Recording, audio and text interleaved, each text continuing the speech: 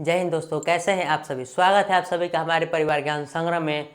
और आज हम लोग पढ़ने वाले हैं और प्रश्न संख्या 21 से लेकर 40 तक। प्रश्न संख्या 21 से 40 तक चूँकि हम लोग कर पढ़ चुके हैं। एक से प्रश्न संख्या 1 से लेकर 20 तक हम लोग पढ़ चुके हैं, जिसमें हमारा चल रहा है टाइप थ्री लैंगिक प्रजनन। लैंगिक प्रजनन में हम लोग 20 ऑब्जेक्टिव प्रश्नों को सॉल्व कर चुके हैं। आगे के प्रश्नों को आज के इस वीडियो में हम लोग देखने वाले हैं। चलिए देर न करके शुरू करते हैं आगे के प्रश्नों को। देखिए, जिसमें हमारा प्रश्न संख्या 21 है, पीडोजेनेसिस पाया जाता है। पीडोजेनेसिस पाया जाता है। तो दोस्तों, जो पीडोजेनेसिस है वो हमारा देखिए स्पोरोसिस्ट एवं रेडिया लार्वा में पाया जाता है। पीडोजेनेसिस कहाँ पाया जाता है? पीडोजेनेसिस स्पोरोसिस्ट, कहाँ? स्पोरोसिस्ट एवं रेडिया लार्वा में पाया जाता है। चलिए अगले प्रश्न संख्या 22।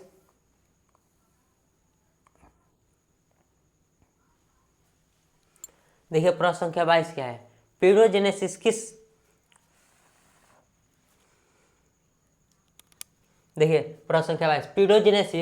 किस लार्वा में पाया जाता है? पीडोजेनेसिस किस लार्वा में पाया जाता है? Option A Taenia, option B Fasciola, option C Rana, option D तितली। जो पीडोजेनेसिस है किसके लार्वा में पाया जाता है? जो पीडोजेनेसिस है जो अभी हमने आपको पीछे बताया फैसियोला के लार्वा में पाया जाता है। पीडोजेनेसिस किसके लार्वा में पाया जाता है? फैसियोला के लार्वा में पाया जाता है। चलिए अगले प्रश्न संख्या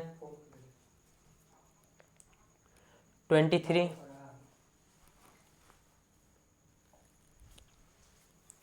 चलिए अगले प्रश्न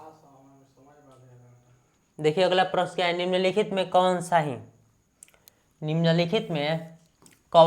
सा सही क्रम है? इनमें से कौन जो है वो सही क्रम है? देखिए हमारा पहला ऑप्शन युग्मनज, संयुग्मनज, भ्रूण जनन युग्मज। ऑप्शन बी संयुग्मज, युग्मनज, युग्मज, भ्रूण जनन। ऑप्शन सी युग्मक जनन, संयुग्मन, युग्मज भ्रूण जनन।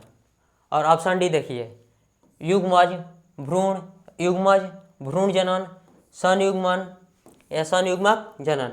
इनमें से कौन सा सही क्रम है? तो इसका हमारा राइट आंसर हो जाएगा ऑप्शन सी युग्मक जनन। पहले क्या होता है?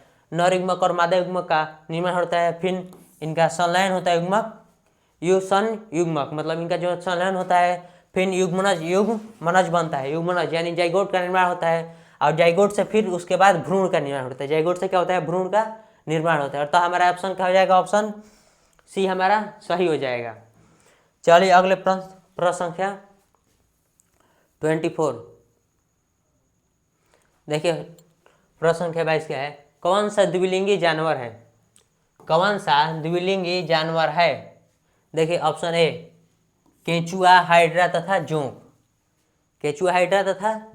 ऑप्शन बी तिलचट्टा, एस्केरिस तथा हाइड्रा। ऑप्शन सी केंचुआ, एस्केरिस तथा जोंक। ऑप्शन डी एस्केरिस, तिलचट्टा तथा हाइड्रा। देखिए इसमें जो हमारा हो जाएगा ऑप्शन ए केचुआ, हाइड्रा तथा जोंक, ये द्विलिंगी होते हैं। केचुआ, हाइड्रा तथा जोंक क्या होते हैं? द्विलिंगी होते हैं। चलिए अगले प्रश्न संख्या 25। देखिए प्रश्न संख्या 25 क्या है?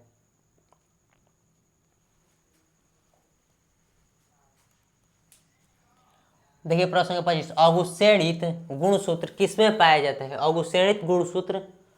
अगुस्तेणित जो गुणसूत्र होता है वह किसमें पाया जाता है? देखिए option A zygote, option B युग्मक, ऑप्शन सी भ्रूण, ऑप्शन डी बाज।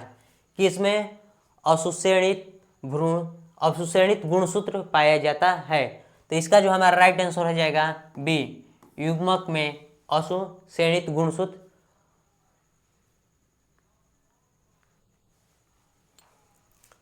सॉरी यहाँ पर थोड़ा गलत टाइप हो गया, यहाँ पर अगुणित होगा श्रेणित का ऑप्शन। अगुणित गुणसूत्र जो होते हैं युग्मक में पाए जाते हैं। अगुणित गुणसूत्र किस में पाए जाते हैं? युग्मक में पाए जाते हैं। चलिए अगले प्रश्न संख्या 26। देखिए प्रश्न संख्या 26 क्या है? सेब का गुदेदार खाने योग्य भाग है। सेब का जो गुदेदार खाने योग्य भाग होता है उसे हम लोग क्या कहते हैं? देखिए, या फिर उसका विकास किससे होता है? Option A thalamus, option B nucleus, option C अंडाशय, भ्रूणपोष। किससे सेब का विकास होता है? देखिए अंडाशय से सेब का विकास नहीं होता है। भ्रूणपोष से भी सेब जो होता है उसका विकास नहीं होता है। देखिए जो थैलेमस है, थैलेमस पुष्पासन, इसे क्या बोलते हैं? पुष्पासन। ये क्या हो जाएगा? ये सही आंसर हो जाएगा, थैलेमस। सेब का गुदेदार खाने योग्य भाग क्या होता है? थैलेमस पुष्पासन। देखिए अगले प्रश्न संख्या 27।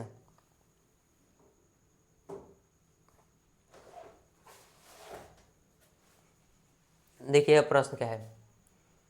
ड्रोसोफिला के मायोसाइट में गुणसूत्र की संख्या होती है। ड्रोसोफिला के मायोसाइट में गुणसूत्र की संख्या होती है। देखिए option A 2, option B 4, option C 6 और ऑप्शन डी 8। ये देखिए ड्रोसोफिला जो होता है उसके मायोसाइट में गुणसूत्रों की संख्या 8 होती है। कितनी? 8। तो हमारा आंसर का सही उत्तर क्या हो जाएगा?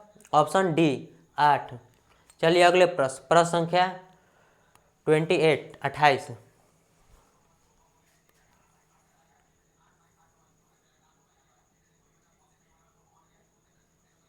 देखिए प्रश्न संख्या 28 क्या है? यदि दो युग्मक देखने में समान लगे तो कहते हैं। यदि दो युग्मक देखने में समान लगे तो कहते हैं। Option A isogametes, option B heterogametes, option C anisogametes, option D exogamete. यदि दो युग्मक देखने में समान लगे तो उसे हम लोग क्या कहते हैं?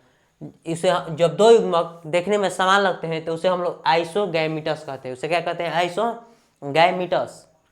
चलिए अगले प्रश्न संख्या 29। देखिए प्रश्न क्या है? मानव के अर्धसूत्री विभाजन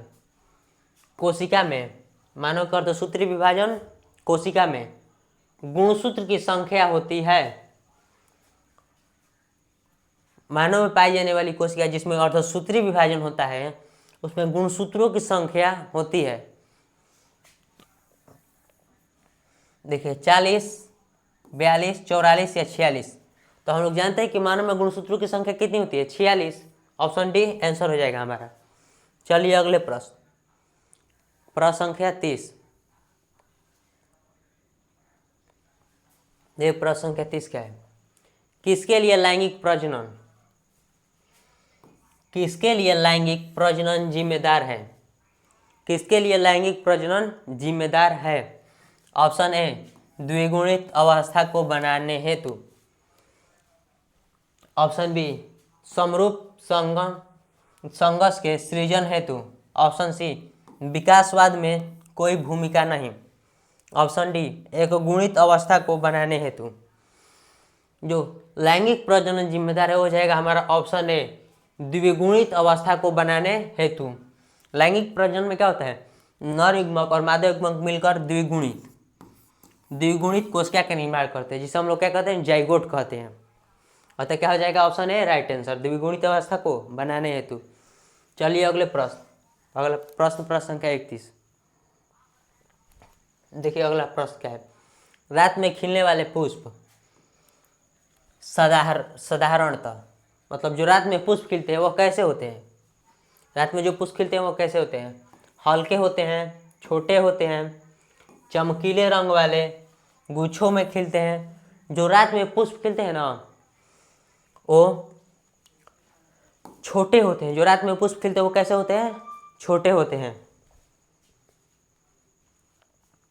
जो रात में पुष्प खिलते हैं वो कैसे होते हैं? छोटे होते हैं। देखिए अगला प्रश्न संख्या क्या है? उभयलिंगी प्राणी है, उभयलिंगी प्राणी है। मुर्गी, सांप, ए और बी दोनों, केंचुआ। तो उभयलिंगी जो प्राणी है हमारा क्या होता है, केंचुआ होता है। केंचुआ क्या होता है, केंचुआ उभयलिंगी होता है। चलिए अगले प्रश्न, प्रश्न संख्या 33। देखिए प्रश्न संख्या 33 क्या है। निम्न में से कौन द्विगुणित संरचना है? अंडाणु, शुक्राणु, युग्मनज या इनमें से कोई नहीं। तो अभी हमने आपको बताया कि नरयुग्मक और मादायुग्मक संलयन से क्या बनता है, युग्मनज का निर्माण होता है जो कि द्विगुणित होता है। इसे हम लोग जाइगोट भी कहते हैं। चलिए अगले प्रश्न, प्रश्न संख्या 34। मासिक चक्र किसमें होता है? मासिक चक्र किसमें होता है? बंदर हो गए यहाँ पर। बंदर, कॉपी, मानव या सभी, किसमें मासिक चक्र होता है? तो जो ये जो सभी ऑप्शन है हमारे सही हो जाएंगे।